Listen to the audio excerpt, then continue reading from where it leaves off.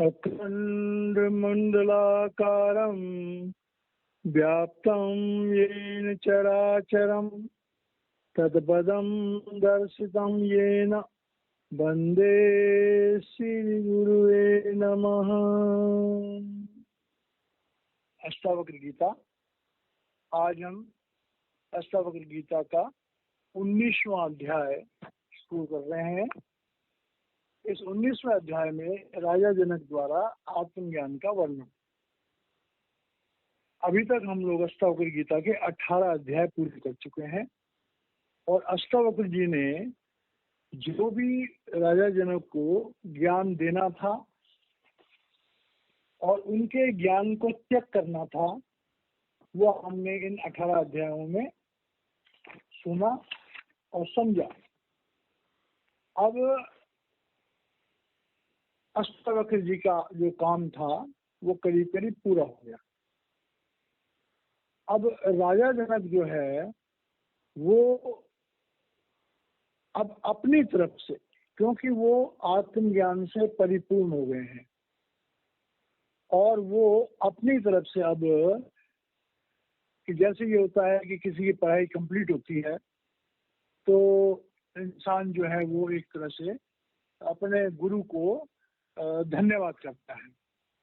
अब राजा जनक जो है अष्टावक्र जी के प्रति अपना आभार प्रकट कर रहे हैं, धन्यवाद प्रकट कर रहे हैं और हर तरह से अपने गुरु का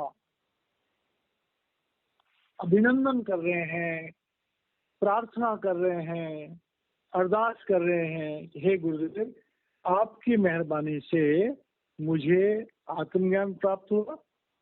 आत्मज्ञान में जो दृढ़ रहने की जो अवस्था थी वो आपकी कृपा से मुझे मिली। अब जब ऐसी अवस्था आ गई है तो वो अब अपनी तरफ से अपनी भावनाओं को प्रकट कर रहे हैं। सूत्र नंबर 1 है,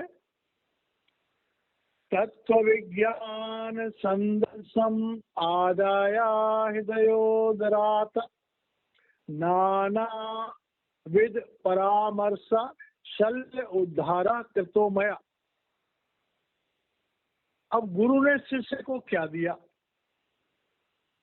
तो यह शिष्य बता सकता है कि उसने क्या पाया, और जो उसने पाया वो उसने कितना उसको अपने में समाया। परम संत कृपाल सिंह जी महाराज क्या करते थे कि वही भोजन असल में अच्छा माना जाता है जो भोजन हजम हो जाए। जब भोजन हजम हो जाता है उससे रस बनता है, हमारा खून बनता है तो हमें ताकत देता है। लेकिन जो भोजन पचे नहीं, अपच हो, वो भोजन हमारे शरीर में विकार पैदा करता है। बड़े ध्यान से सुनने वाली बात है। संसार में अध्यात्म के रास्ते पे चलते हुए लोग बहुत सारे प्रवचन सुनते हैं, बहुत सारी किताबें पढ़ते हैं, आध्यात्मिक साहित्य पढ़ते हैं और पढ़ने के बाद कई लोगों को ये भ्रम हो जाता है कि हम ज्ञानी हो गए। तो अपने उस मानसिक बौद्धिक ज्ञान को वो अपना अनुभव समझ लेते हैं, अपनी काबिलियत समझ लेते हैं और भ्रमित हो जाते हैं। बड़ी इंपॉर्टेंट बात है कि जैसे भोजन अगर पच जाए और खून बन जाए तो उस भोजन की कदर है। भोजन पचे नहीं, विकार बन जाए और हमें रोगी बना दे। तो आत्मज्ञान के रास्ते पर चलते हुए जब हम ज्ञान प्राप्त करते हैं वो ज्ञान हमें रोगी भी बना सकता है और ताकतवर भी बना सकता है। यही कारण है कि संसार में बहुत सारे धर्म हैं, हजारों लाखों करोड़ों धर्म के रास्ते पे चलने वाले हैं, लाखों धर्म का बखान करने वाले हैं और हजारों धर्म के प्रवचन करने वाले हैं। तो जिन जिन ने उस ज्ञान को जो उनके धर्म पुस्तकों में लिखा है, जिन जिन ने उस ज्ञान को पचाया, अनुभव किया वो तो श्रेष्ठ बन गए, उनका अपना भी भला होगा और दुनिया का भी भला करेंगे। लेकिन जिन्होंने कोरा ज्ञान अपनी बुद्धि में भर लिया, उनके कारण से हर समाज में, हर धर्म में बड़ी प्रॉब्लम क्रिएट हो जाती है। सुने सुनाए ज्ञान पर लोग चर्चाएं करते हैं, तर्क वितर्क करते हैं, और धर्म के रास्ते पर चलने वाले जो भोले वाले परमार्थी होते हैं, कई बार उनका भी मार्गदर्शन गलत हो जाता है। तो ये बात बहुत गहराई से समझने वाली है कि धार्मिक ज्ञान जो है अनुभव के बिना खतरनाक है। तो यहां पर कह रहे हैं राजा जनक, इकबाल कर रहे हैं कि तत्व विज्ञान संदंसम आदाय, हे मेरे सदगुरु अष्टावक्र जी कह रहे हैं, आपकी मेहरबानी से जो आत्मज्ञान आपने मुझे समझाया, सिखाया, अनुभव कराया, है गुरुदेव, मैंने उस ज्ञान को अनुभव कर लिया है। उस ज्ञान को विज्ञान में परिवर्तित हो गया है। अब वो मेरा निज अनुभव हो गया है। और वो अनुभव क्या हुआ कि संदंसम आदाय, आपने मुझे एक हथियार दे दिया, एक संडासी दे दी। और संडासी किसने दी है कि नाना विध परामर्शशील्य उद्धार। जैसे किसी इंसान को अगर कोई रोग होता है तो उसकी शल्य क्रिया की जाती है, कि हमारे शरीर में कोई चुभ जाए, कोई चीज अंदर घुस जाए तो उसे ऑपरेशन करके निकाल लेते हैं। और इसका आंतरिक मतलब ये है, शल्य क्रिया का मतलब ये भी है कि अंदर की आंख, मेरा 10वां दरवाजा खोल दिया आपने, कि नाना विध परामर्श, आपने मुझे इन 18 अध्यायों में जो ज्ञान दिया और ज्ञान के बाद अपने परामर्श दिए, उस आपके ज्ञान ने मेरी सर्जरी कर दी है। और सर्जरी क्या करके क्या किया कि मेरे अंदर में जो जन्म जन्मों के संस्कार थे, हमारे मन पर हमारे करोड़ों जन्मों के संस्कार जो हैं वो लगे होते हैं। और उनके दो रूप होते हैं, एक होता है हमारे संचित कर्म, एक होता है हमारे प्रारब्ध कर्म। तो इसका आंतरिक भाव ये है कि आपने मेरे संचित कर्मों का नाश कर दिया, नंबर 1। नंबर 2, आपने मुझे प्रारब्ध कर्मों को भोगने के लिए जो मंत्र दिया, उससे मेरे प्रारब्ध कर्म आसानी से कट जाएंगे। और जो मेरे क्रियामान कर्म होंगे वो भी आपके आत्मज्ञान के कारण से नेक कर्म हो जाएंगे। तो गुरु जो सत्संग करता है, जो परामर्श देता है, भाई अगर शिष्य उसको समझेगा और उसे अपनाएगा तभी तो उसका फायदा होगा।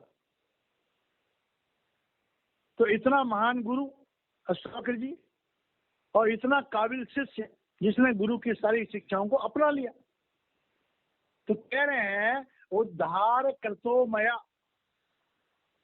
आपके उस ज्ञान रूपी संडास ने, उस ज्ञान रूपी हथियार ने मेरे जन्म जन्मों के जो संस्कार मेरे मन पर, मेरे चित्त पर लगे हुए थे, संचित कर्मों के रूप से, प्रारब्ध कर्मों के रूप से, और जो क्रियामान कर्म हो रहे हैं, आपने मुझे वो हथियार दे दिया है, वो ज्ञान दे दिया है, वो नाम दे दिया है, जिससे कि अब मैं इन तीनों तरह के कर्मों से परे हूंगा।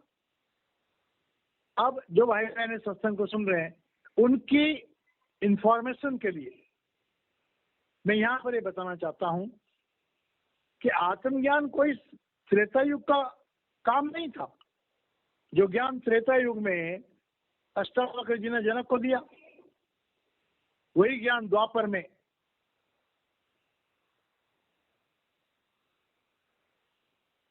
गुरुओं ने दूसरों को दिया।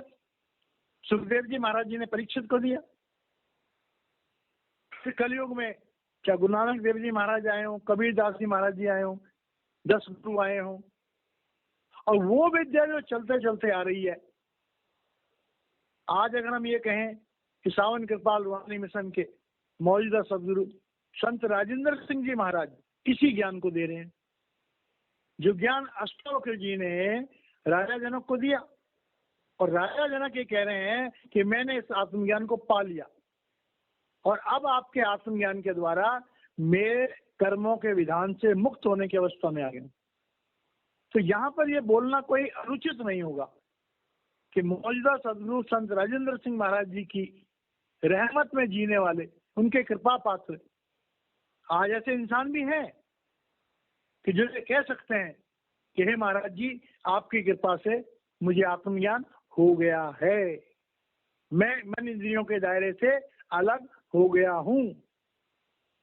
ज्ञान का जब तक इकबाल न किया जाए, ज्ञान का जब तक गुरु से शिष्य को ज्ञान अनुभव के साथ अगर वो ट्रांसफर नहीं होता है तो उस ज्ञान को कौन बताएगा। अगर किसी गुरु का शिष्य इतना काबिल है ही नहीं कि उस ज्ञान का बखान कर सके तो भाई फिर गुरु के लिए तो बहुत मुश्किल हो जाएगा। तो अष्टावक्र जी बड़े खुश हो रहे हैं कि मैंने राजा जनक को अपने रूप में परिवर्तित कर दिया है। तो अध्यात्म के रास्ते में गुरु शिष्य परंपरा में ज्ञान को आगे बढ़ना चाहिए। अगर शिष्य गुरु रूप नहीं बनता है तो गुरु की शिक्षाओं को आगे कौन चलाएगा। परम संत कृपाल सिंह जी महाराज जी ने मौजूदा सदगुरु संत राजेंद्र सिंह महाराज जी को नामदान दिया। परम संत कृपाल सिंह जी महाराज जी का आत्मज्ञान मौजूदा सदगुरु संत राजेंद्र सिंह जी महाराज पूरे संसार में डंका बजा रहे हैं, और वो भी प्रैक्टिकल अनुभव के साथ। ऐसा कुछ नहीं है कि नामदान ले लिया, नामदान के बाद उस अनुभव को होना चाहिए। तो यहाँ पर यह बताया जा रहा है कि त्रेता युग में जो आत्मज्ञान उपलब्ध था, आज भी बहुत सारे ऐसे महापुरुष होंगे, हम जिन्हें जानते हैं वो सावन कृपाल रूहानी मिशन के मौजूदा सदगुरु संत राजेंद्र सिंह जी महाराज हैं, जो साक्षात उस परमात्मा से उस अमर ज्ञान को दूसरों को दे सकते हैं, और लोग उसका अनुभव ले रहे हैं, उसका फायदा उठा रहे हैं। तो ये कंपैरिजन हो गया। अब अगला सूत्र है, क्व धर्मः क्वच वा कामः क्वच अर्थः क्व विवेकता क्व द्वैतम क्वच वा अद्वैतम स्वम हिन्मी स्थितस्य में। अब एक पूर्ण ज्ञानी की तरह राजा जनक पूरे कॉन्फिडेंस के साथ कह रहे हैं, क्व धर्मः। अब जब हम धर्म की बात करते हैं तो धर्म की अवस्थाएं, एक है सांसारिक धर्म और एक है परम धर्म।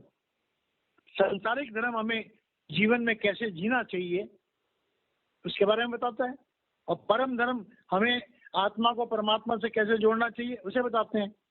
अब जनक जो है सांसारिक धर्म को भी समझ चुका है कि मैंने दुनिया में कैसे रहना, और परम धर्म परमात्मा से कैसे जुड़ना है उसका भी ज्ञान कर चुका है। क्वच कामः, अब काम कहते हैं कामनाओं को, काम कहते हैं वासनाओं को। अब वासनाओं की जो उत्पत्ति होती है वो मन की विकृति से होती है, मन की अज्ञानता से होती है। मन के 3 रूप हैं, पिंडी मन, अंडी मन, ब्रह्मंडी मन। पिंडी मन गंदा है, अंडी मन थोड़ा अच्छा है, ब्रह्मंडी मन एकदम स्वच्छ है।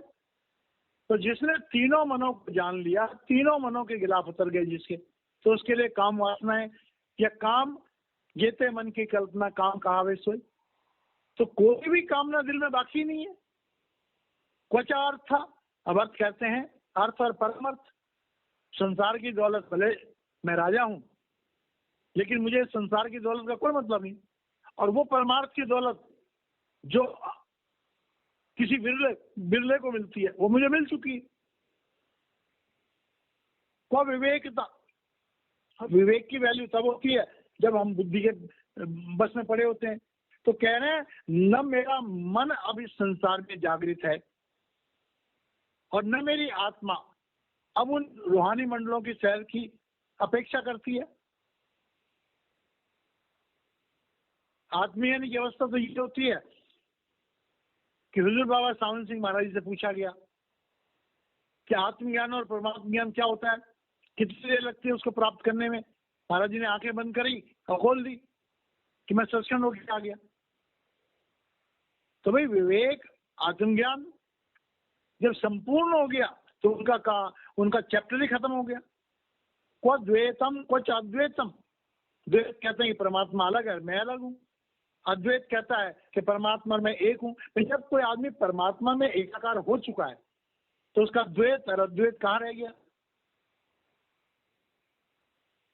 स्वम ही मनि स्थितस्य।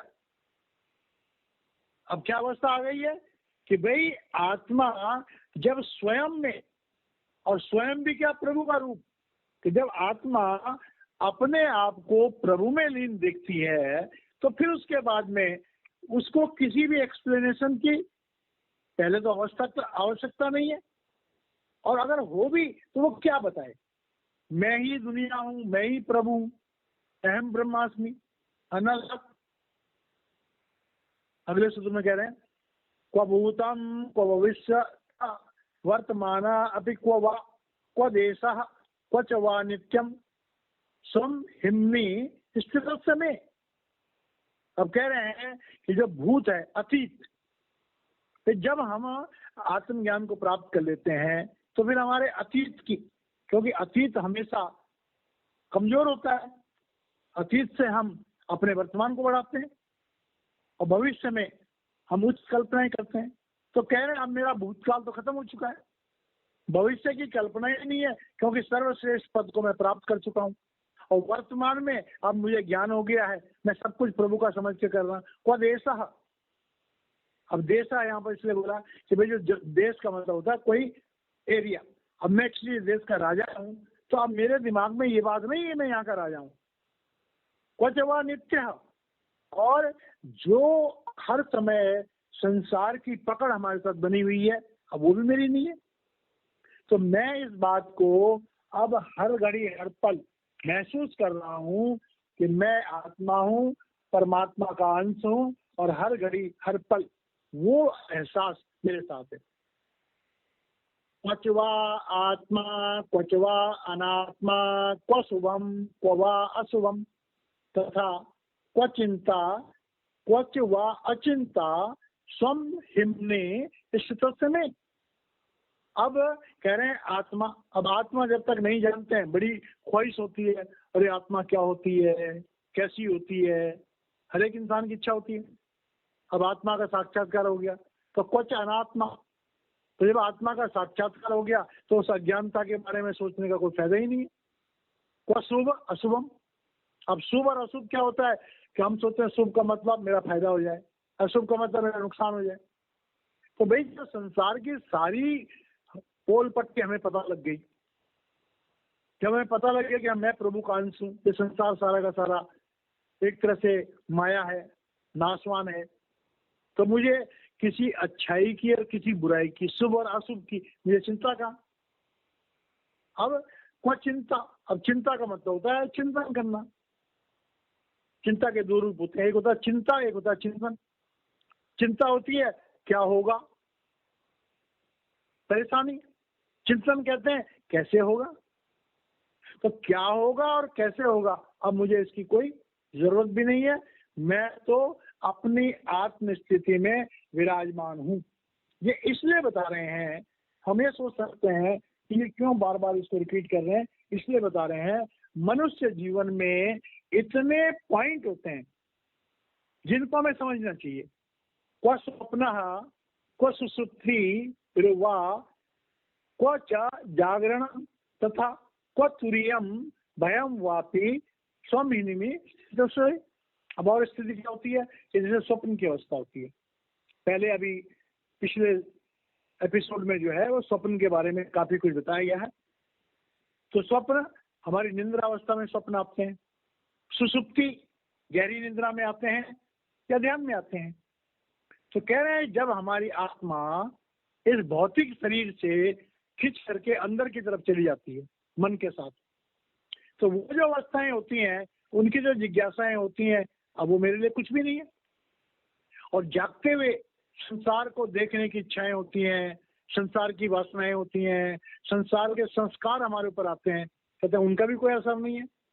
क्वा तुरियम, अब तुरियम कहते हैं, तुरिया पद से बोलते हैं ब्रह्म की चोटी। तो ब्रह्म की चोटी तक 3 लोक की जो माया है, अब इस 3 लोक की माया मेरे सामने शीशे की तरह साफ। जब 3 लोक की माया मेरे सामने क्लियर है तो को भयम, मुझे भय किस चीज का? भय तो तब होता है जब किसी अज्ञानता ही भय पैदा करती है। हमारे अंदर जब जिस चीज की अज्ञानता होती है उस सब्जेक्ट में हमें भय लगता है। तो जब अज्ञानता खत्म हो गई तो भय भी खत्म हो गया।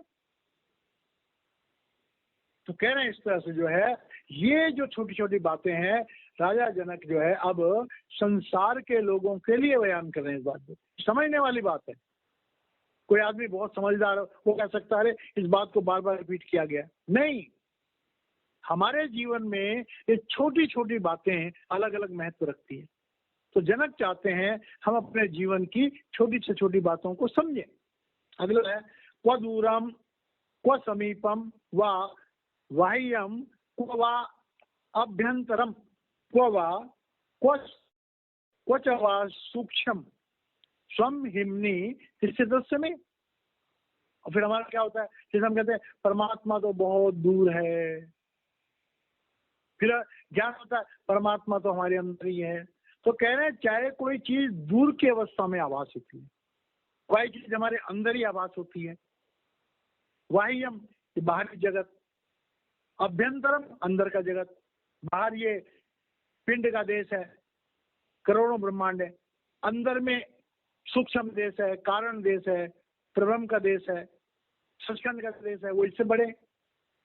तो कहते हैं चाहे बाहर की सृष्टि हो चाहे अंदर की सृष्टि हो, चाहे स्थूल हो चाहे सूक्ष्म हो, अब मेरे सामने इनका कोई महत्व नहीं है, क्योंकि इनकी सारी असलियत जो है मेरे सामने खुल चुकी है।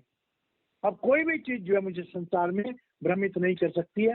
और यह हम लोगों के लिए भी है कि तुम्हें भ्रमित नहीं होना चाहिए। और ये क्व मृत्युर्जीवितम व क्व लोकाः क्व अस्य क्व लौकिकम क्व लयः क्व समाधिर्वा स्वम्निः स्थितस्य में। अब कह रहे हैं कि जीवन और मृत्यु, अध्यात्म में जीवन और मृत्यु के सब्जेक्ट का बहुत बड़ा महत्व है। सारे महापुरुषों ने जीवन और मृत्यु के सब्जेक्ट के अंतर्गत ही सारा अध्यात्म चलता है। जीवन हो गया जिंदा है, जिंदा है प्रारब्ध कर्मों से जिंदा है, क्रियामान कर्म हमें करने हैं। जीवन की बहुत बड़ी थ्योरी है, 3 गुणों में हम जीते हैं। तो जीवन की क्या वास्तविकता है, अध्यात्म का एक लफ्ज भी समझना बड़ा मुश्किल काम है। जीवन, जिस इंसान ने अपने जीवन को समझ लिया वो आदमी तर गया। हमारे प्रारब्ध कर्मों के कारण से हमारे जीवन में अच्छी घड़ियां भी आती हैं, बुरी घड़ियां भी आती हैं। ऐसे लोग भी हैं जो ग्रस्त को कहते हैं कि मैं तो स्वर्गलोक में रहता हूँ, ऐसे लोग भी हैं जो ग्रस्त को कहते हैं मैं तो नर्क लोक में रहता हूँ। हमारे जीवन में बहुत सारी परेशानियां होती हैं। हमारे रिश्तेदार, हमारे नाते रिश्ते वाले, पति पत्नी, बाप बेटा, भाई बहन, माता पिता, आज संसार में बहुत सारी प्रॉब्लम्स हमारे रिश्तों में पैदा हो जाती हैं। जिस इंसान को अपने कर्मों के विधान में समझ में आ गया, जिसके पता लग गया कि मेरे प्रारब्ध कर्मों के कारण से सब कुछ हो रहा है, उस इंसान की जीवन जीने में बड़ी आसानी होगी। बहुत सारे भाई बहन हैं जो अपने रिश्तों से बहुत परेशान है। एक संसार में चाहे कोई किसी देश का हो, किसी जाति का हो, किसी धर्म का हो, रिश्तों के कारण से आजकल बहुत बड़ी परेशानी है। जैसे जैसे इंसान भौतिक उन्नति कर रहा है उसके रिश्ते कमजोर होते जा रहे हैं। संसार में एक समय था पति पत्नी को बोलते थे हमारा तो जन्म जन्मों का साथ है। आज की डेट में पता ही नहीं कि कितने दिन, कितने महीने, कितने साल शादियां चले, घर बर्बाद हो रहे हैं, दुनिया भर के बड़े बड़े अपराध हो रहे हैं। सिर्फ किस लिए?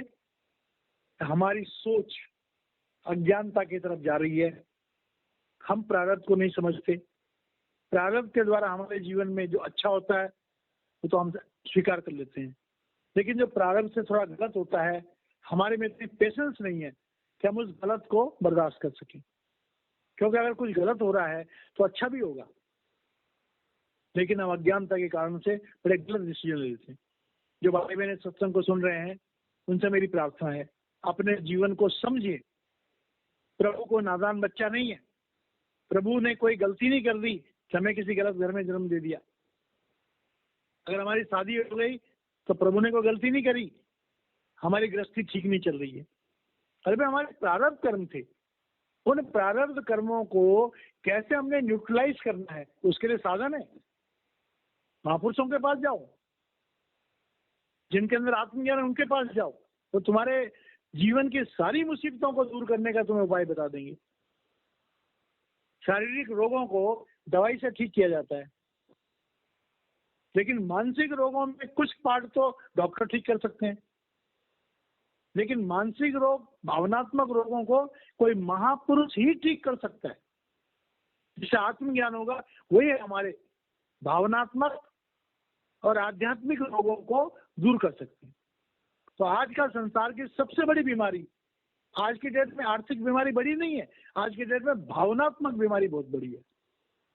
हर इंसान अपने बारे में इतना सेल्फिश हो गया है कि वो सिर्फ अपना चाहता है कि मैं कैसे खुश रहूं, मैं क्या चाहता हूं, दूसरा मेरा कहना माने। मैं किसी का कहना मानने के लिए बाध्य नहीं हूं, लेकिन दूसरा मेरा कहना माने। तो इस भावना से पूरे संसार में बड़ी गड़बड़ पैदा हो गई है, बहुत बड़ी परेशानी खड़ी। आज के सत्संग में मैं सब भाई बहनों से प्रार्थना करता हूं, जो भी सत्संग को सुन रहे हैं, अपने जीवन की पड़ताल करें, देखें कि कौन सी चीज मुझे अच्छी नहीं लगती अपने जीवन की, उसको गहराई से अध्ययन करें। फिर हम समझ जाएंगे कि हमारे प्रारब्धों का फल है। और किसी महापुरुष की शिक्षाओं को सुने, पढ़ें, सत्संग सुने, सत्संगों में ही हमारे सवालों का जवाब हमें मिल जाए। दुनिया में जो असली खुशी है, न पैसा खुशी दे सकता, न मान सम्मान खुशी दे सकता। दुनिया की कोई भी चीज हमें आत्मिक शांति नहीं दे सकती है। यहाँ तक कि मानसिक शांति भी अल्टीमेटली अध्यात्म से मिलती है, भौतिक सुखों से नहीं मिलती है। तो यहाँ पर कह रहे हैं कि मृत्यु जीवितम, कि मृत्यु का भय और जीतने की मुसीबतें, अब मैं इन सबको समझ चुका। क्व लोकाः क्व अस्य इव लौकिकम, अब ये संसार में, इस संसार के लोगों से मुझे कैसा व्यवहार करना चाहिए वो मैं भली तरह समझ गया हूँ। तो राजा है, बड़ी मुसीबतें उसके सामने आएंगी, बड़ी परेशानियां आएंगी। जनक कह रहा है कि मैं अब जीवन मृत्यु, पारिवारिक जीवन, लोकाचार, सामाजिक जीवन, इसमें कैसे रहना है सारे राजों को जान चुका हूँ। क्व लयः क्व समाधिम, और अब क्योंकि आपकी कृपा से आपने मुझे उस आत्मज्ञान का, प्रभु में अभेद होने का सारा राज बता दिया है, इसलिए अब मेरी वो आकांक्षा जो शुरू शुरू में होती है, हम भजन सिमरन करें, हम समाधि लगाएं, हम ध्यान लगाएं, हम अंदर की दुनिया में जाएं, अब वो मेरी सारी की सारी जो जिज्ञासाएं वो खत्म हो चुकी हैं। अब जब दिल करे मैं समाधि में जा सकता हूँ। इसलिए अब मेरे जीवन में एक बहुत बड़ा परिवर्तन आ गया है, और इस परिवर्तन के लिए मैं आपका शुक्रगुजार हूँ। ये एक तरह से देखा जाए तो अष्टावक्र जी का धन्यवाद करने वाली सब बातें हैं। अलम त्रिवर्ग कथया योगस्य कथया अपि अलप, अलम विज्ञान कथया विश्रांतस्य ममात्मनि। अब कह रहे हैं कि अलम कहते हैं बस। अब संसार में क्या होता है, हम किसी भी दुनिया में जीते हैं, हमारा कोई भी शौक होता है, भोजन का शौक होता है, आज हमने कोई भोजन खाया, कल इससे बढ़िया होना चाहिए।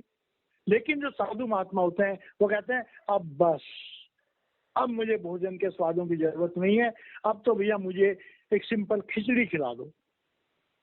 सबसे ऑर्डिनरी चीज जो है अब मेरे जीवन को बिल्कुल साधारण बना दो। वासनाएं, पहले हम वासनाओं की तरफ दौड़ते हैं।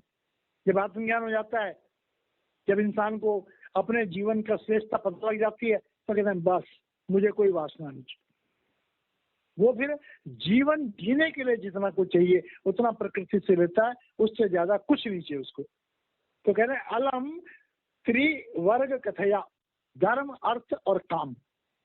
मोक्ष तो से मिल चुका है, तो धर्म अर्थ और काम के अंतर्गत जो भी आता है, जनक कह रहा है अलम, बस अब मुझे कुछ नहीं चाहिए।